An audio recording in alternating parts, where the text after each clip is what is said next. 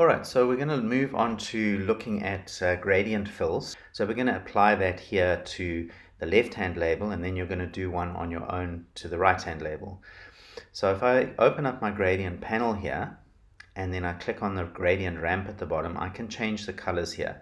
You'll see in my swatches panel, I still have my original global colors that I created for my orange marmalade logo or label. So I'm going to go to gradients, and here's the white color stop. I'm going to double click on it and choose the pale yellow color. And then on the black stop side, I'm going to choose the orange.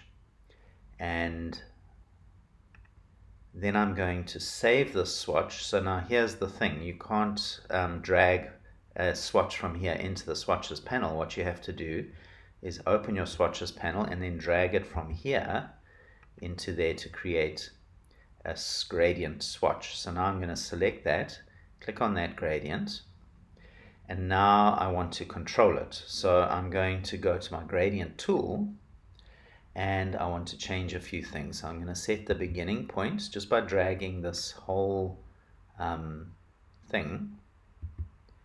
I'm going to set the beginning point up there, and then I'm going to rotate it around. Okay, you've got to get used to these controls, they're a little bit fiddly. And then I'm going to take the beginning of the gradient up there, the end of the gradient down here, and the orange color stop to the bottom and the yellow color stop further down. So I've got more of the yellow at the top and then just some of the orange at the bottom. Alright, now I want to take this orange, and I'm going to get rid of these little highlights, because I want to actually do that with a gradient. So I'm going to make a new gradient, and again I'll use the similar colors, but I'm going to add a new color stop at the bottom here, and I'm going to choose that blood orange.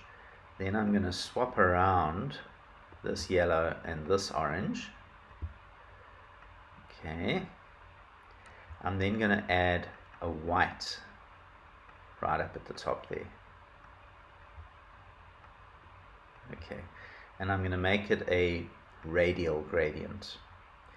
Open up my swatches and let's just drag it in there, and then I can take this and apply it, and now I can start to control it. So the first thing I want to do is I want to reverse these colors. So I'm going to go back to my swatches and I'm going to choose here reverse.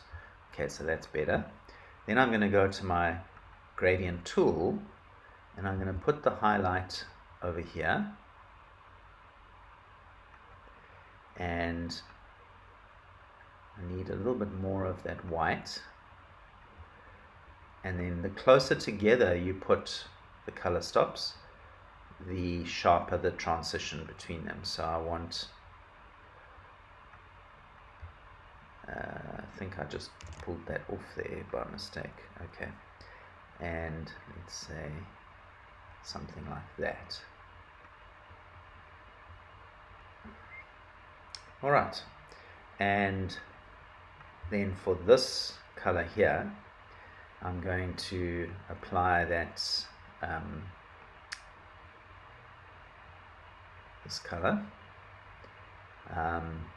In fact, I think what I'm going to rather do is take black and let's just adjust the opacity on that. So opacity up at the top here, I'll take that down. No, that looks terrible.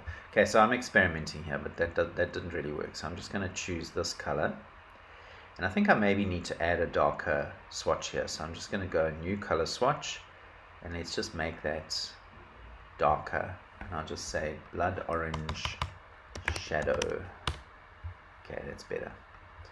Alright, and then here we'll take that color, no stroke, and here we'll take black.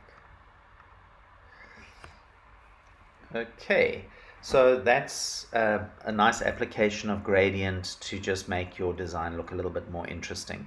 So what I want you to do is to go to the melon marmalade label and apply at least 2 gradient swatches, but not limited to make the label more interesting. You don't have to follow exactly the steps that I followed. You can do something that suits your own aesthetic. I hope you've enjoyed this video. Please subscribe to my YouTube channel and see you next time.